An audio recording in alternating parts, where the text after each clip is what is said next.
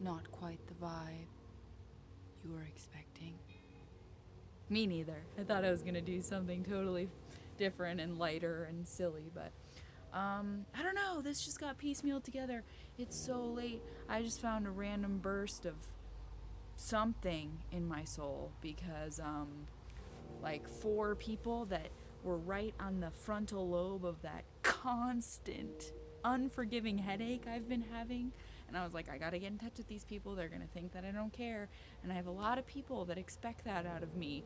And I know that's a good problem to have, to be loved in that way so deeply, like, hey, where have you been? And it's like, well, just kind of going through a lot of mourning and grief and craziness and super real shit. But I knew, I felt the oncoming, like, hey, what's up? Are you there? And I just got that from like 3 different people. So, trying. I'm trying to do this every single day. I don't know if people understand what that's like.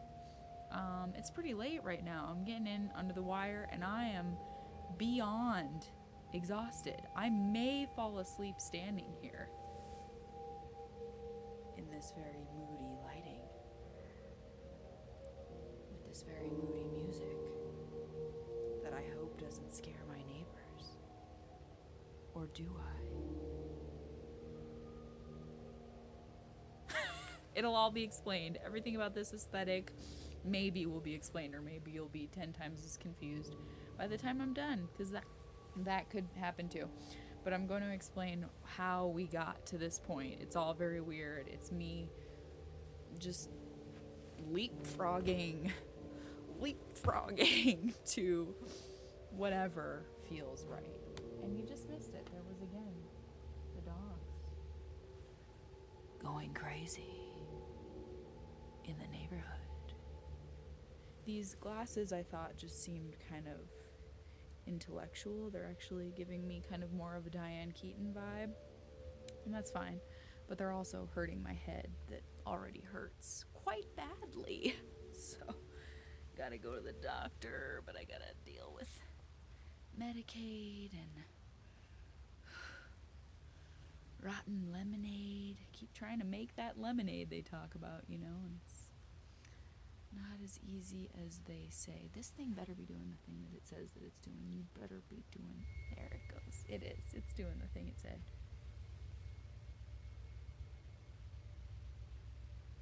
I'm actually pretty creeped out. I'm gonna be real with you. I'm pretty creeped out. I'm creeping myself out. I'm also just trying to be considerate,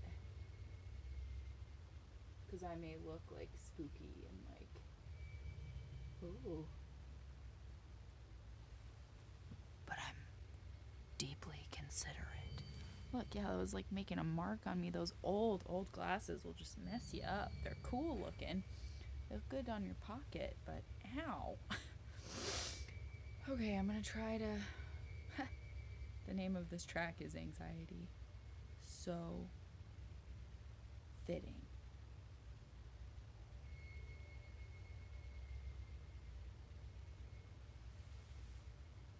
So I picked this through a series of weird things. I actually met a girl at the hardware store today with a really cool name. I'm not going to give it away. I'm not going to give you spoiler alert. But I met a girl with a really cool name, and I told her I would write a poem or a short story for her. So I'm going to. I didn't feel ambitious enough. My head was hurting so drastically and terribly. This is really helping that. Don't you think? It's perfect music for a bad headache. I might even skip this one to see if it gets any better. I don't know, guys. I'm just trying. I'm trying to deliver a vibe, and it's more difficult than you would think. We'll just try to keep it real low. It's pretty late. We're trying to be cool neighbors. Oh, there goes my neck. I'm just really tired. Like I laid on the couch and set one of those alarms for like, okay, 15 minutes. I just need to shut my eyes for 15 minutes. Haven't been sleeping till about 4 in the morning. Speaking of anxiety, oh, this one's called Awkward Meeting.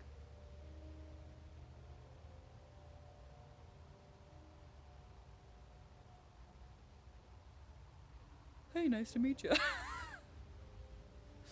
That was my awkward meeting. Okay, I do want to give shout out. This is gonna be explained, I promise. But I found this really cool thing. This is royalty free, so don't you come for me, YouTube. Don't you come for me. This is royalty free music. Kevin MacLeod. So Kevin spelled as you would imagine, MacLeod. YouTube. Royalty free music. And it's very movie soundtracky, which I'm gonna get into. It's part of it. But yes, met this super cool girl. If you join my channel like I told you to, girl, I'm gonna get that poem for you. I'm gonna get that poem/short story for you. That one like actually physically jostled me. This one's called Bent and Broken. I'm a little scared of it.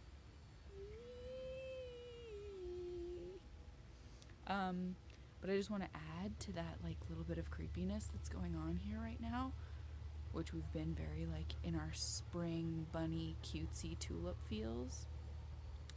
But part of the creepy thing happening that I just set up and that I asked for, and this is all my fault that I'm as spooked out as I am right now. There are little creepy crawly things crawling under the porch here. True story. I would not make this up.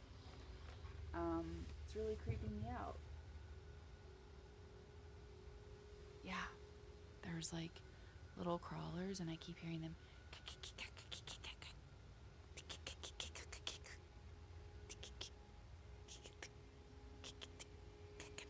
And it's very creepy and I don't know what size they are. But they're like under my feet right now. There's real shit going down in the nighttime, folks. But so yeah, gonna write that lovely thing about that lovely human who gave me a little jolt of human. Just that little swig, that little shot of human you need sometimes. Not actually, don't stay away from each other. People are being too relaxed. Just today, true story. Talk about horror. We saw a truck with the truck bed, all full of water. And it had bros and hoes, many of them, many bros and hoes, crammed into the back of this truck bed, turned swimming pool, driving around, drinking alcohol, getting away with it. It was horrifying. Like, calm down. It was like the first warm day we've had, and we've already got truck bed swimming pools. Huh?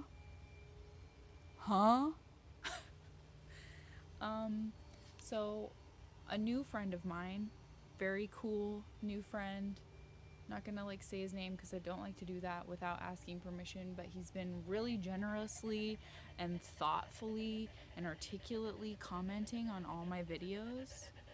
And that's super meaningful to me. God, this one is like legitimately scaring me. I'm getting scared.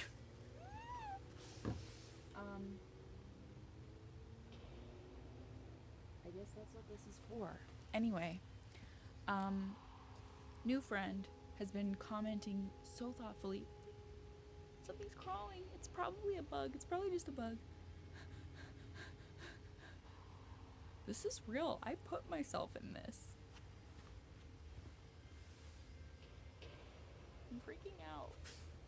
This friend has been articulately commenting on almost all of my videos. And they brought up something about Edgar Allan Poe today, whom I love. And I've been digging up old boxes and old briefcases and just what's-its and who's-its aplenty. And was reeling from these really awful headaches I've been getting. And feeling quite tired, like scary tired, like this level music, like I can't keep my eyes open anymore. And I was going through my stuff. I was like, what am I going to do? I can't write this whole original poem. And this stuff is angry and it doesn't really fit. And it's kind of just like grab your crotch and curse kind of stuff, a lot of what I have. Or it just didn't feel right. And I'm digging through boxes. And I had been thinking about this story recently too. Like, that was one of the best things I think I ever wrote for like an English class. And I found it. And it is a continuation piece. The assignment was to pick up where the cask of Amantillado. Great title. Great Scott. That's a great title. And this hat. Isn't this a very attractive hat? I have a big head. I have a surprisingly big head. They thought I was a boy when I was born. It was very big. But you know, it's not supposed to be like a specifically particular time period, but it does just kind of make it look like I'm in another time, right? Stylish. Looks good. Cool. So the assignment was to pick up where the cask of Amontillado leaves off and continue the story from there. And I feel like most of the people, I'm not going to say all because that is a broad generalization, but a lot of the people in the class did just kind of like, and then he went here, and then he killed some more people, and then he got revenge on his girlfriend. And I tried really hard to emulate that style without being a copycat, like as to be like an apprentice is to a great painter kind of thing. Not trying to get too deep, but it really was interesting. Like, I'm humble enough to honestly say that I'm not like great, like a champion of anything, because it's crazy people who go around saying that. But I do find school very depressing, and just like learning in general, because so much of it is just opinion based. And I was reading through some stuff, like there was clearly teachers who were like on my wavelength and like felt and got who I was or who I was becoming, and they encouraged me. This was more rare, of course, the encouraging ones, but you know, they wrote helpful things on my papers. And then there was teachers who were obviously just trying to nitpick and bully me about everything, and it was just opinion based, and it was never going to be enough. And yeah, when I read it now, it's obviously like, well, sure, I was a teenager, like, it's not great. I'm not saying it's like, oh, it's great, but I was reading through a lot of these essays like a B minus. Like, I really tried. Maybe I'll read you this other day, but I opened up this one that was like just so triggering. Took me right back to it because I didn't have a computer until I was like 24 when we got a computer in this house. For goodness sake. So I had to go over to other people's houses to use their computers. I know, scary. Oh, this one just intensified. Take it down now. Take it down. Oh, I didn't mean to do that.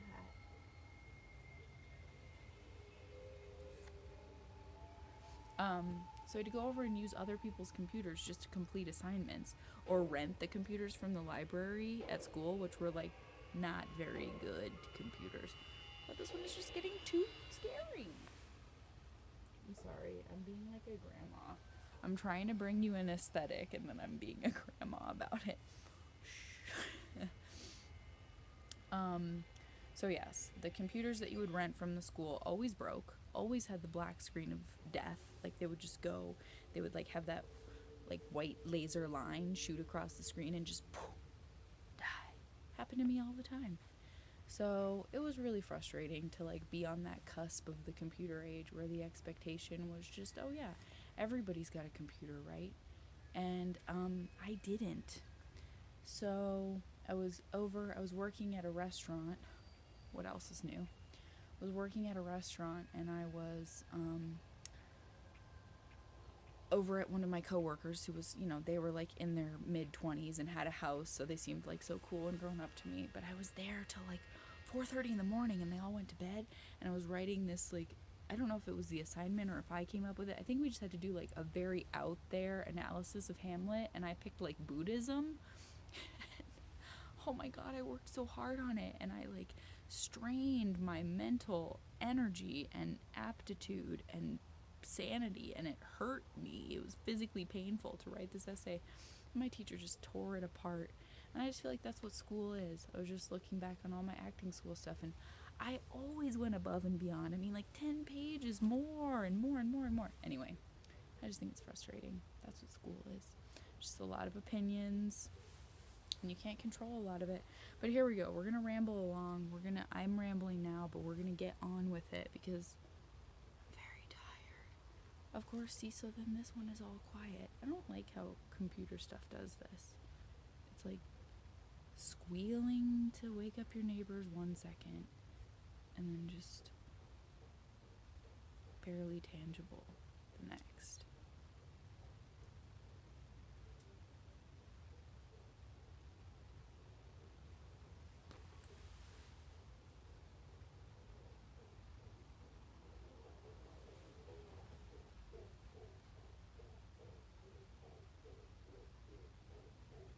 I don't feel like this one is appropriate for what I want. I'm gonna be real with you.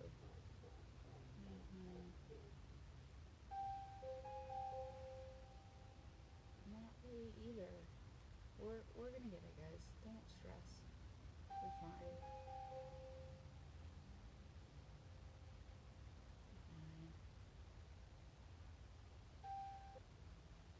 Okay, sure. Sure. Sure.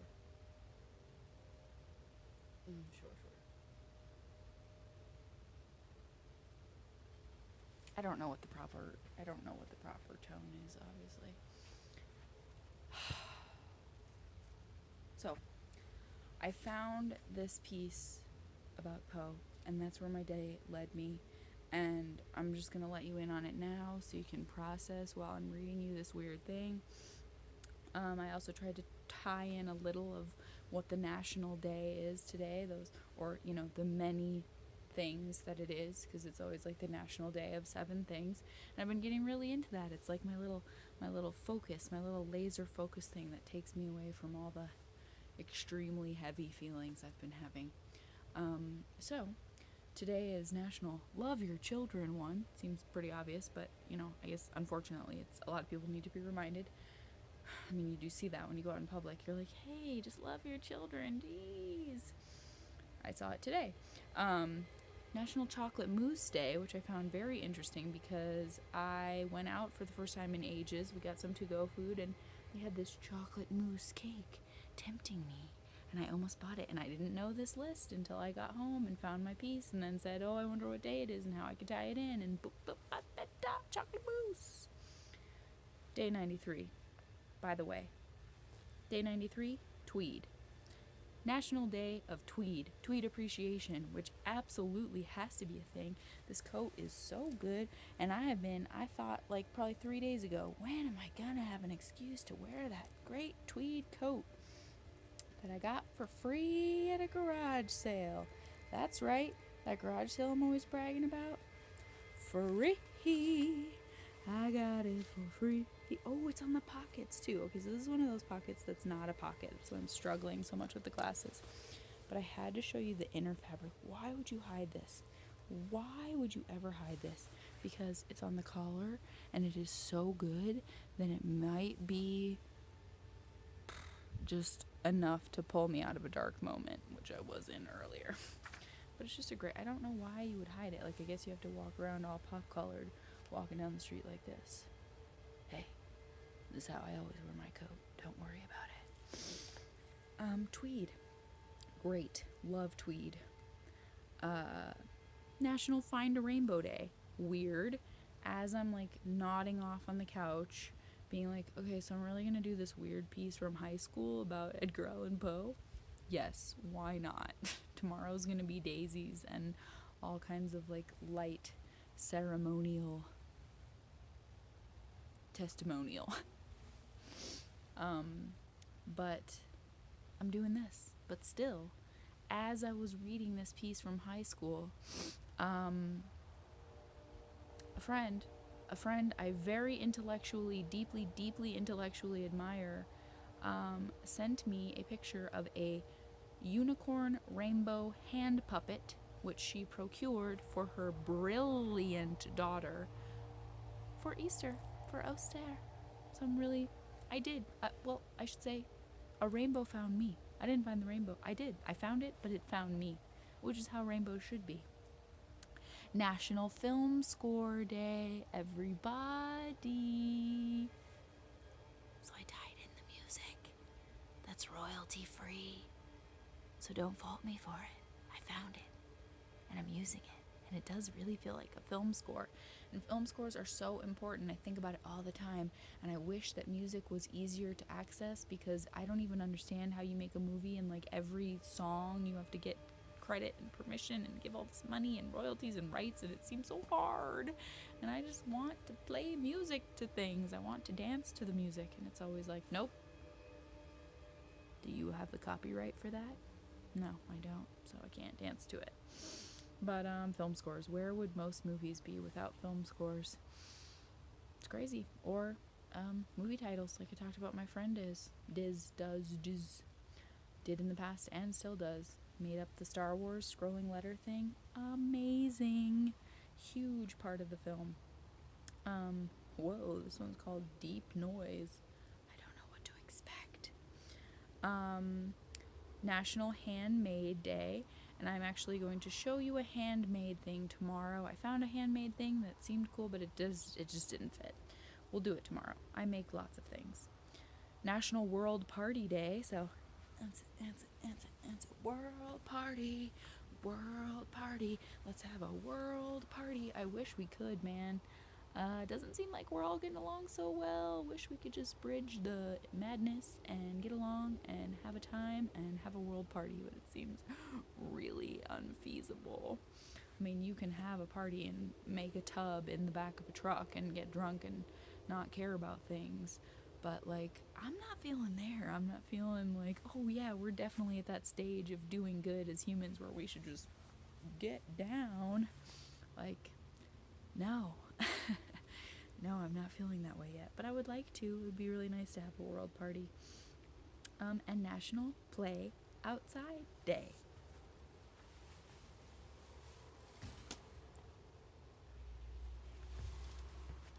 I just played outside.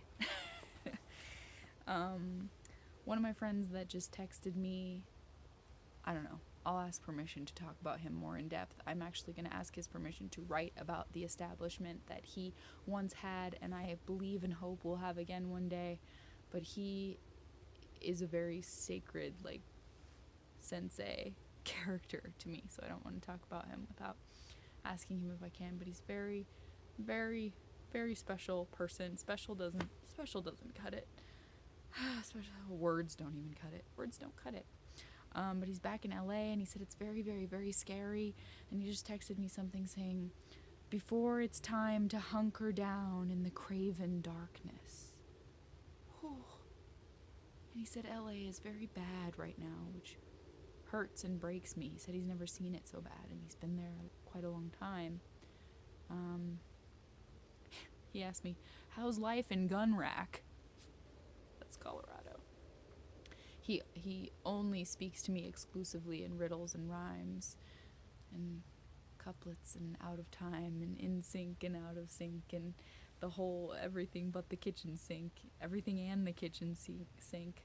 But yeah, he's a rare one. He's a really rare one. But that just got to me and fits in with my piece, I guess, but is quite scary. Before it's time to hunker down in the craven darkness. Whew. This one's called Digital Bark. It doesn't work either. It's not working.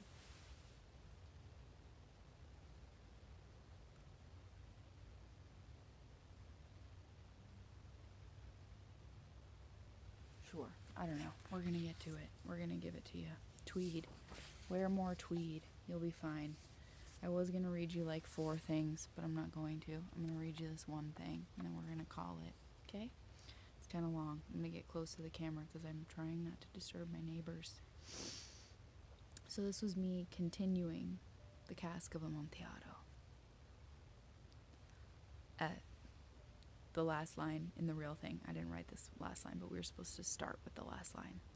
I began vigorously to wall up the entrance of the niche. In what seemed to be an eternal pause, I glanced at my hand. I noticed that it did not shake or quiver. It did not even move. My heart beat furiously, but my calm, physical status remained virtually untouched, even in that moment of madness. I was glaringly aware of what I was about to do that night. My plan was meticulous in its format. Still too drunk to comprehend his pending doom, Fortunato clumsily shook the chairs. Fortunato clumsily shook the chains around his feet, as though he was still trying to walk. This brought a smile to my face and seemed to make the task at hand less of a burden. Time passed slowly there in the catacombs. The damp air was like a heavy blanket of time, stiffening the bones and weakening the muscles. It suddenly occurred to me that just above my head was a decadent masquerade. People were at parties, dancing and laughing and drinking wine, unafraid of time, though it's out to get them all. Maybe someone had said, "Say, have you seen Fortunato?"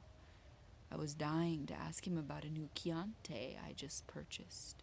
The very thought of people actually missing the wretch made my stomach turn, and I began to quicken my pace. My masonry skills had never been so well highlighted. I seemed to be at my prime there in the musty chamber. I continued to lay the stones one by one until Fortunato called out in a stupor. Montresor, Montresor, I owe you a drink. I cannot ever remember having such a good time at Carnival in all of my days. He laughed uncontrollably. Ha ha! To think of such a wickedly funny thing to do, my good man, to tie me to this wall. Ha! You are a genius. I paid no attention to his stupidity and placed more and more blocks into the open entryway. For a moment I thought of Lady Fortunato and of my own sweet fiancé. My once still hand shook slightly along with the base of my spinal cord. It grew very cold in that deep chamber. The walls looked disfigured, and I found myself seeing everything as though it were spinning. As though it were spinning. My sweat turned to ice, and I felt my lungs fill with freezing air. The faces of the piled corpses glared at me, and I began to see my own face replacing them. I closed my eyes and gave a deep, guttural yell that came from somewhere, from the bowels inside of me, in the very pit of my soul. "Ha ha! You quite all right, Montresor?" came the voice of Fortunato, still stuttering, as drunk as he was stupid. "I thought I heard a bellow. Was that you?" I did not answer. My sanity was restored, and I focused on the wall. My hands gripped around my tools, and I worked faster than before. I held that last stone in my hand. It was the perfect ending to a perfect story. My dignity would be restored with the placement of a single solitary stone. I thought of how calmly I would return to my home. Perhaps I would drink a fine glass of wine and think of Fortunato, rotting, decaying, lifeless Fortunato. Everyone would ask, "Montresor, have you heard the news? Fortunato's gone missing. No one's heard a word from him since Carnival." "That's a shame," I would say. "Give my regards to his dear wife." Then I would smile and take a nap, or maybe even go for a brisk walk. It was all too delightful. Ceremoniously I slid the stone into place. It fit like an exquisite diamond ring on the thin finger of a princess. Suddenly I felt a hand on the back of my neck. My body went numb, and the color rushed out of my face. Shaking violently, I turned around. It was Galliano, the host of a great party at the winery. His breath was rich with liquor, and his eyes were half closed. "Thought I'd find you here, my boy," he stammered. "This is your family. This is where your family is, Yes," I snapped quietly. "If you would keep your voice down out of respect," I said, trying furiously to think of an excuse. "Well, son," said Galliano, "won't you join me up above? The party has not yet begun. The night is still fresh and young and ripe and—" Yes, right away," I interrupted. "Let us not waste a moment."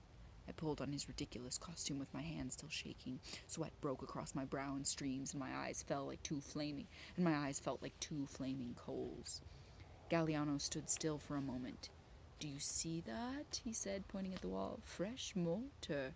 My brother is a mason. I've helped him lay walkways. In fact, I helped him put down the one at 7th Street near the plaza." "No!" I almost yelled. "No. I have visited this tomb for years, and this wall is a landmark. I helped put it there myself when we buried my father. Now let's not waste any time." In a flash of a second, Galliano reached out with his hand and pushed out the last stone that I had placed in the wall only a minute earlier. It seemed impossible. He had pushed on the very stone that had not dried yet.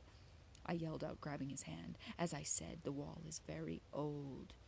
You just said you laid it yourself, and you are a very young man." "Well, then, I suppose I need to work on my masonry skills," I snapped. "But let us not fret over a silly wall. Let us go." The two of us walked for what seemed like a lifetime.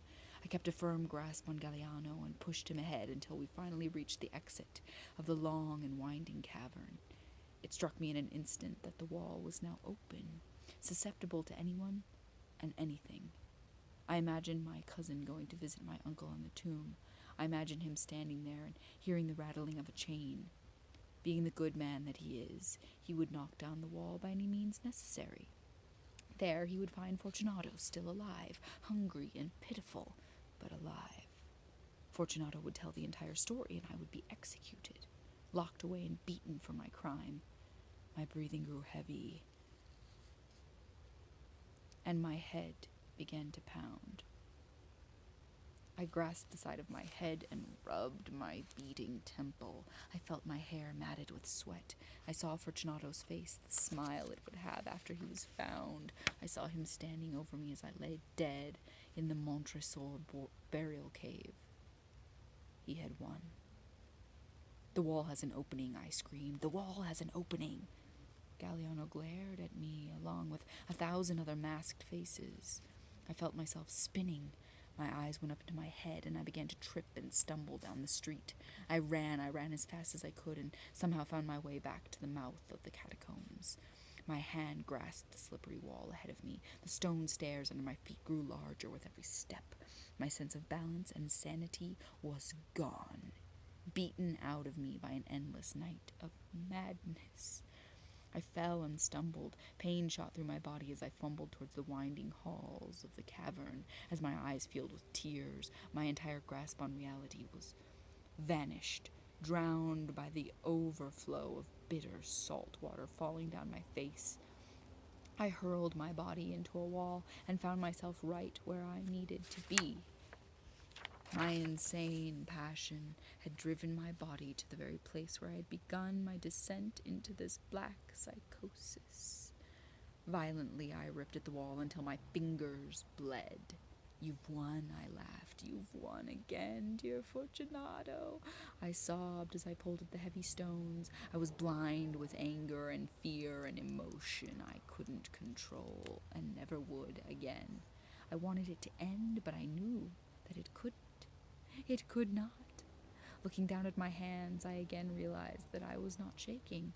I was a sturdy worker, even in this moment of blind fury. As the wall collapsed, I peered into the damp room. The dust did not settle for about a minute, and I felt the blood running down my arm. "Fortunato," I whispered. Come out, wherever you are. Fortunato." As my eyes met the body of Fortunato, I realized that it was all about to end. I held my face in my hands and threw myself on top of his lifeless body. The nitre had already gotten to him. The cold and his fear mixed together had finished him forever. The air was still and calm for a moment. Then I picked up one of the stones. Without thinking for even an instant, I implanted it into my skull. He had won. I had avenged him, and he had avenged me. As I took my last glance at the world, I saw there in the corner the bottle of Amantillado. This teacher liked me a lot. He wrote, "Wow, what an ending." He said he loved it. It was a pleasure to read. So anyway, I was gonna go into a bunch of other stuff, but now my battery's dying because the robots just can't stop fucking with us. The robots just can't stop fucking with us. Those robots, they put up such a fuss and they just can't stop fucking with us. So it's fine. Relatively short for me. That was a swelling movie thing. But yeah, I was gonna go into all these other thoughts and a couple other essays, but we got time for that. It's late. It's bedtime. This one is called Evening of Chaos. Perfect. That is absolutely perfect. So I hope you enjoyed it. Day 93. It was such a complete departure from what I thought I was gonna do, but you know what? Sometimes you just gotta ride the curves, swerve, go with something else. Put on some tweed, find a rainbow, listen to a film score. Yeah, put on a handmade party hat and have a world party and go play outside. Maybe you'll find that rainbow there. So yeah, weird one. I like this. We're gonna turn it up just a little bit and end with it because it's good.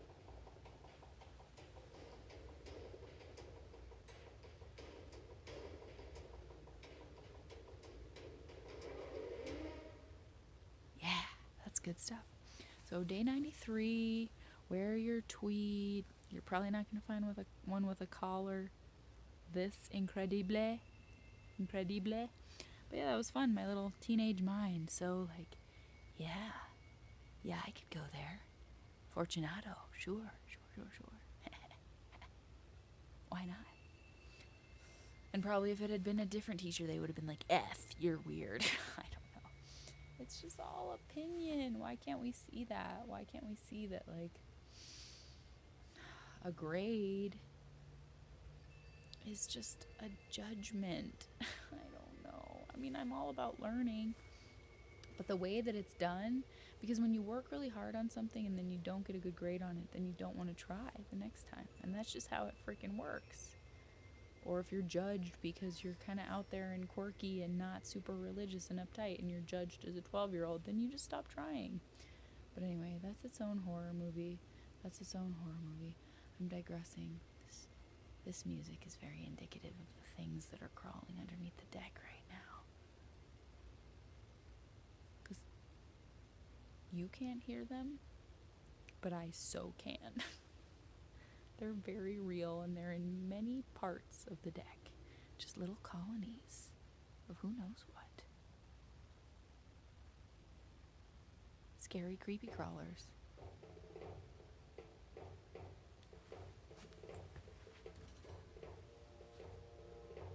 Okay, this is very dramatic. We'll end it here.